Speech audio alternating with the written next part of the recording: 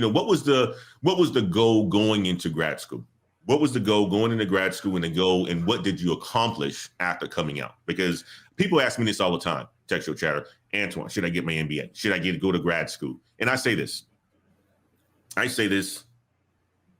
don't do anything of this stuff if you don't have an outcome that you want to come from out of it. And what I mean by that is, okay, well, I chose to go to grad school because I knew it was going to lead me to a promotion, which ultimately led me to getting a bigger bag, right? That's the only reason why I went. It was an outcome, right? I know that I needed to go to grad school because the people above me at the company that I was at a VP level. They had MBAs. Okay, well, if I want to put myself in position to compete, I got to go and get an MBA. It was a reason for me going to do it. What was the reason behind you going to get your textual chatter? And then what did you accomplish on the outcome side once you got it? Yeah, so the motive behind moving to Dallas was to get a cybersecurity job. And at that point, I still wasn't there yet. My luck, I hadn't hit gold just yet. And so I was like, I'm at this job anyway. Let me make myself more attractive. And so I enrolled into grad school. And check this out. True story. I kid you not. I always trying to tell people that, like, when you do stuff either like the way it's supposed to be done for you or when it's time, it's time. So right after I enrolled, which it was December of 2016, I started the next year in 2017. I went to this somehow, how you apply to jobs or stuff like that, and then they actually do you want to sign up to be part of the talent acquisition letters and all that crap. Yep. So I ended up getting an email sometime in December from Intel about a career fair they had in Plano, and I left a job function at the knock today to go to the career fair. I always tell people, like, how bad you really want it. You're gonna do everything you need to do to get to where you're trying to get to, or you're just gonna complain. So I went to the job fair. I knew they was hiring SOC analysts or whatever. Talked to the manager, and this is all while my goal was to get a cybersecurity job. So technically, what ended up happening was that I ended up getting hired for that position while still in grad school.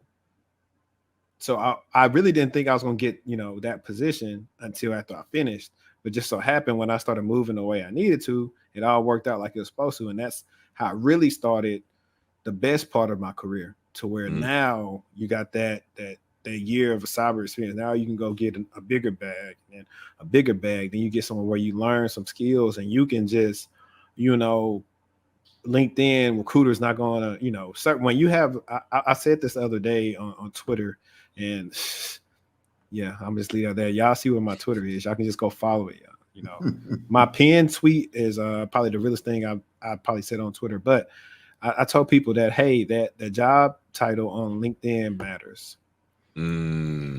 Because what I have now on there, like, I get post offers incident response roles. And, let's be honest, guys, I come from humble beginnings, come from Streetport. And one of the things that people like about me is I'm transparent. I show these things in my Slack channel, my Slack group that I have with people and everything. And even on my Instagram stories, like, now jobs don't, like, at this point now, base salary jobs are hitting me up between like 170, 180, and not including bonuses now.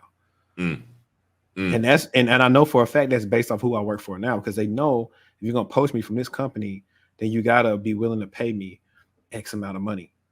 And a lot of people now are, and I get it, I understand. I tell people now, like, if some people want to get 6-figure tech jobs with no 6-figure tech skills, and I tell them it doesn't work like that. If you want that job, then you got to go get the skills out there to show the value for that position. And then after that, they're going to find you. I love that. I absolutely love that. And something I love to talk about too, textual chatter on this channel, you said it, 160, 170. I like to talk about the money piece of it, right? Because that's the piece, that's the reason why we're doing it. That's what everybody care about,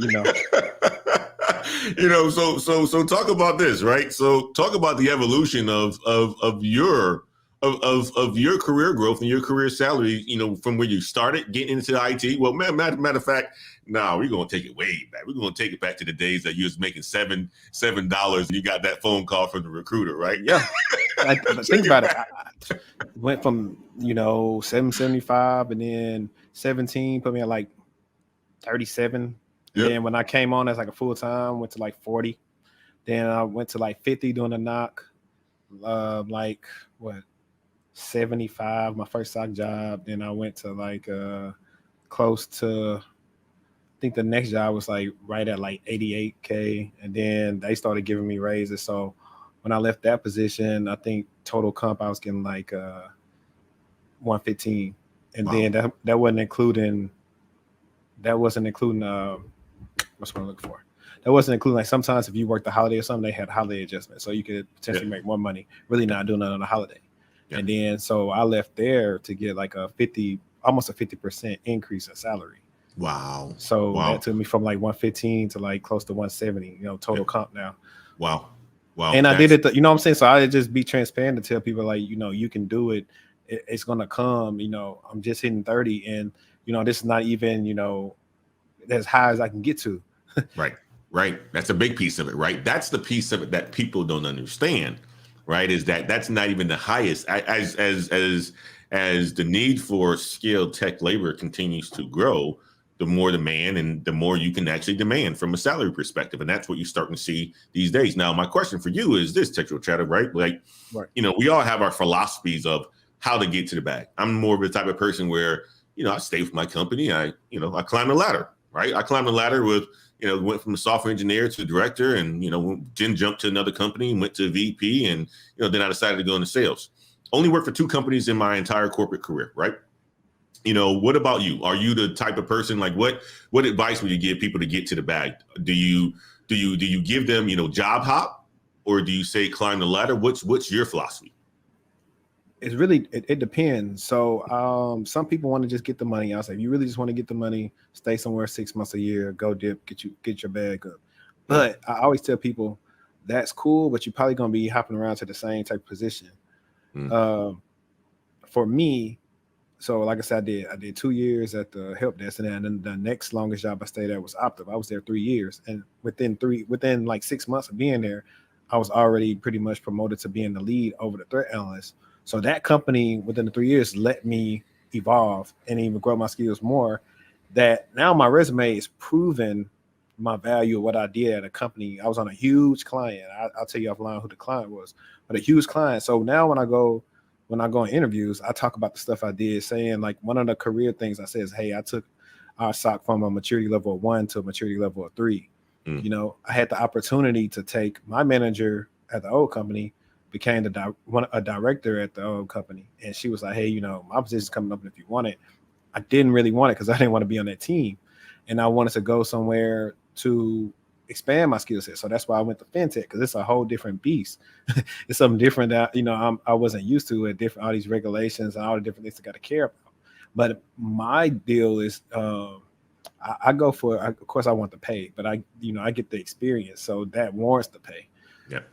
Because I could have been got like, the 6-figure job like a long time ago if I just wanted to jump around. But that doesn't really help me much when I start really want to get into those roles with a different bag. If I don't have those skill sets to say, okay, what projects have you completed? What major things? So now, working on like a huge implementation to a new ticketing security module, is huge to have on a resume, because it may be another company that said, oh, okay, you worked on this. I need you to oversee this. You did this before. And that's exactly how, like, one of the reasons I'm working now, because all the stuff I worked with, I'm talking about Splunk, worked in with, incident response, working on what we do, tuning, like SIM tuning, rule tuning, working on alerts, which are called detections, all those different things that I put on my resume. I used to help with, and the reason why we had a very good, successful SOC team is now why I get paid more money. And tell me this too, Textual Chatter. So one of the things I like to talk about too is, there's individual contributor roles, right? But there's also the management roles too, right? You can make a lot of money as an individual contributor, typically as an engineer and so forth. But what's your thought process on, where many of us should try to get to help influence, diversity and so forth in a lot of these companies. What's your thought process on that? Good question. And that's one of the questions. So that's also one of the reasons why I went to grad school. I was like, if I become a manager, then I can hire more people. And so while I was at the old company, I got a lot of people on that I used to previously work with. My word was so good. They got on easily and we all shined. So that was one way to bring diversity. But now, like you said, management, director, like my next goal is to be a director. So now, boom, I get to make a lot of decisions. Now you see, a black head that's a director of whatever. That has the experience over there. Like, credentials cannot, what I'm saying, be like looked upon, like looked down upon, like everything's solidified. And now I say, okay, give me this guy, because most of us in our network do have people that look like us that we know can do the job, just like vice versa. And I'm not mad at them for bringing their friends on. I mean, it is what it is. Because I said something, I can't remember what podcast I was doing, but I was like, I started piecing this together as I work for different companies. You'll be working somewhere, and then you'll say, oh, this new CTO, he was doing 15 years at whatever company. So I was like, you know what? The only thing that happened, the difference between us was they got here first.